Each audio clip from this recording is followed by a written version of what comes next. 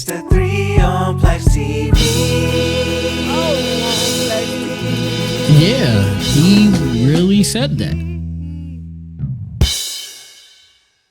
What's good, y'all? It's your boy PLAX, and I am back with another episode of the 3 on PLAXtv. And I know you guys see the title of this video. James Harden is the worst. And let me tell you why. James Harden has been in China this summer for I don't know how long, for like a week possibly. He's been in China and he was asked a question by a fan or something like that.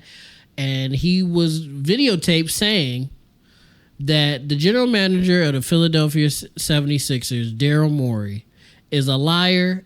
And James Harden said that he would not like to be a part of an organization that he is a part of, which hit Twitter and social media and basketball social media and went crazy, right? Now, do I think James Harden is the worst? Yes, and I'll get into that in a second.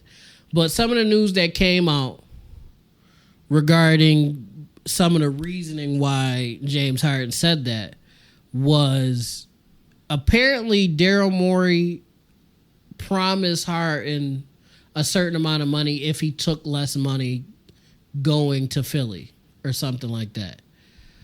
And apparently Daryl Morey didn't hold up his end of the deal when the time came for him to pay up. Granted, I believe if this is true, he didn't hold up his end of the deal because of Harden's lackluster performance in some of the playoff games that they had this previous season.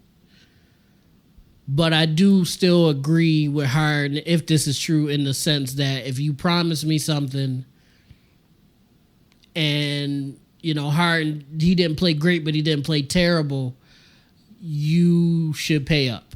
You know, if you verbally told me you were going to do something for me. Now, all that stuff is like business and semantics and stuff like that. Like you should, as a GM, you should stick to your word. As a person, you should stick to your word, but most people don't really do that. But as an NBA GM, you should, for the most part, stick to your word, because like your relationship with the players is important, and players talk, and players do stuff like what James Harden just did, publicly bashing you, which could not only cost you your job, but your career. So if this is true, if that reasoning is true, then I agree with Harden saying what he said. It's just crazy because him and Daryl Morey, from my understanding, were like this. And Daryl Morey is one of the few GMs that has been like wholeheartedly behind James Harden, even when he's underperforming or ball hogging or not playing defense. He's always full force behind James Harden. So this development is a little crazy. And it'll play into another video that you guys will see. You either saw it already or you'll see sometime this week.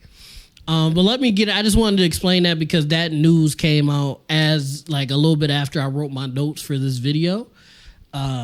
But I do want to still get into why I think James Harden is the worst, right? Let's start with his time in OKC. James Harden was the sixth man on the OKC Thunder back in the day in the early 2000s with Kevin Durant. I was going to say Kevin Garnett. With Kevin Durant and Russell Westbrook and a bunch of Serge Ibaka, a bunch of other guys. And James Harden became one of the best six men in NBA history on that team. Like he played very well in the regular season as the sixth man for that team and helped that team get a lot of wins. And granted, I still believe that Sam Presti should have did more to keep James Harden on that team, because I feel like that team would have been way more successful if they would have kept that core of Westbrook, Durant, Harden, and Ibaka together. I feel like they would have achieved. I feel like they would have won at least one championship together. I truly think that, even with what I'm about to say. But even with that being true, me believing that, I think part of the reason why they let Harden go was because in the playoffs, he just didn't contribute the same. And I think that's because in the playoffs, the game changes. And that kind of picks at weaknesses in regular season teams. You know what I'm saying? They did make it to the finals. And I don't think under any circumstances, Bron and D-Wade and Bosh was going to let these young whippersnappers basically at the time come in and beat them, especially after they just lost to Dallas. But I think they could have done better if Harden would have played better. Like Harden kind of, not only in that series, but throughout the playoffs, disappeared. It's just Russ, Ibaka, and KD were so good that it kind of got hit a bit. But if you look back at those series, like in those playoff runs that they had, like during the regular season, Harden would be basically dominating. He won the Sixth Man of the Year award. Could have won more. But when the playoffs came, he really just disappeared. His lack of defense was glaring in the playoffs, and he wasn't doing well offensively, and it just looked bad, you know? But, you know, Sam Presti lets him go, and I think that's part of the reason Sam Presti lets him go. I don't necessarily agree with that decision, but it is what it is. That happened, and James Harden goes to Houston. He becomes a star. He wins MVPs, scoring titles, offensively dominant. I can't argue with that. He went to like a conference final. I can't argue with his production in Houston. But he played the wrong way. He didn't play championship basketball. He didn't play sustainable basketball. And he refused to change the way he played. People point to a lot when I say certain things, like some friends of mine, like his facilitating is elite. And that's true. Harden is a very good facilitator. But in Houston, a lot of his facilitating was pick and roll lobs where the two guys would come and converge on Harden, and Clint Capella or whoever the big was at the time would just catch the lob and dunk. Or he would have three guys converge on him because he had taken the last 10, 15 shots, and then he would just kick it out to one of the open guys in the corner. That's still facilitating, but he's creating openings because he's taking 20, 30, 40 shots a night, and dribbling for 20 seconds out of the 24-second shot clock and chucking up three. So guys are kind of like, oh, I thought he was going to go. I didn't think he was going to pass it this time. And that's how he would rack up assists. And does that work sometimes? Yes. Like I said, those Houston teams with Harden won a lot of games. They were great regular season teams. They even made a conference final. They took the dynasty Golden State Warriors to 7 games and almost beat them. Almost went to the finals. I can't argue with that. But that way of playing, that selfish way of playing, that one guy engine on offense and not playing defense on the other end because Mike D'Antoni was the coach. One, Harden isn't going to play defense anyway. And two, Mike D'Antoni's, none of his schemes have anything to do with defense at all. So being very offensive heavy and having one guy be your engine with maybe one or two guys next to him that could possibly take over but don't really get a chance to because he's doing everything. And then not playing defense on the other end and not like keying in on getting stops. That'll never be sustainable basketball. You know what I'm saying? At least to me. I could be wrong, but there's no teams that I could think of off the top of my head that won championships off of just pure offense. It's always, even Golden State. Like Golden State won their championship. Yes, they're almost unstoppable offensively, especially in their prime, and especially when they added KD, but they put in a lot of work on the defensive end, and that's the difference between them and other, regular season good teams. Because they're not only unstoppable on offense, they're going to put in the effort and play hard on defense with Iguodala and Draymond Green and Klay Thompson when he was in his prime. And, even Steph is really small, but he puts in the effort on offense and on defense, and then you got Kevon Looney or JaVale McGee or different guys like that. When they first was together, you had Harrison Barnes and Andrew Bogut, guys that were willing to do the dirty work, guys that were willing to play defense, and it wasn't just the garbage guys; it was the stars too doing it. It was the best players on the team doing it. Everybody bought into that. Where you look at Houston, and it was just offense. You might have a PJ Tucker on the team, but again, like I said, one guy playing defense isn't gonna win you a championship. At least I don't think. If you disagree with me, let me know in the comments down below and we could talk about it. But I just don't think that's championship sustainable basketball. And that's what Harden and D'Antoni was gun-ho on doing in Houston, and it didn't work. It got them far, and it won games, but ultimately it didn't get them a championship. And then Harden didn't really get his way in Houston, and he won it out.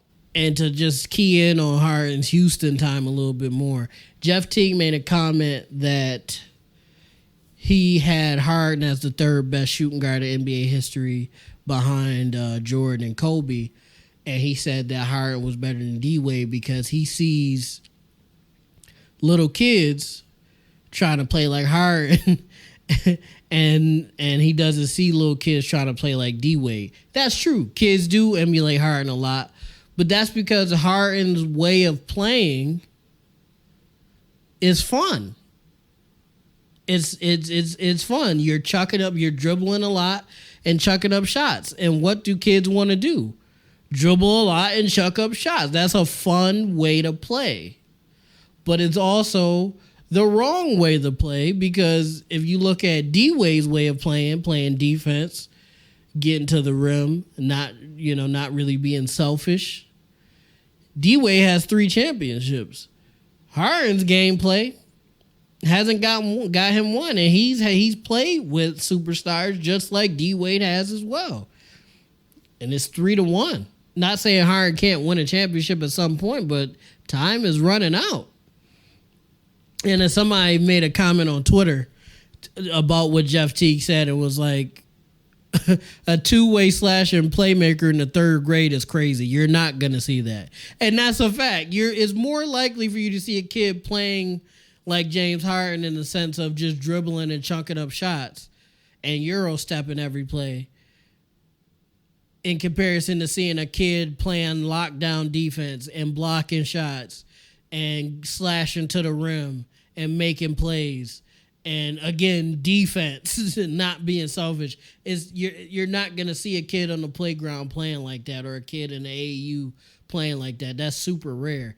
What you are going to see, which is the easier thing to do, is kids chucking up bad shots, dribbling for 20 seconds, only passing the ball on a triple team, and different things like that, and not playing defense. Like, that's easy to do. That's easier to emulate than hard work and defense and nasty, grimy buckets. That's tougher to emulate. You see what I'm saying? You're not going to see that on a regular basis. So Jeff Teague was right, but he was also wrong at the same time.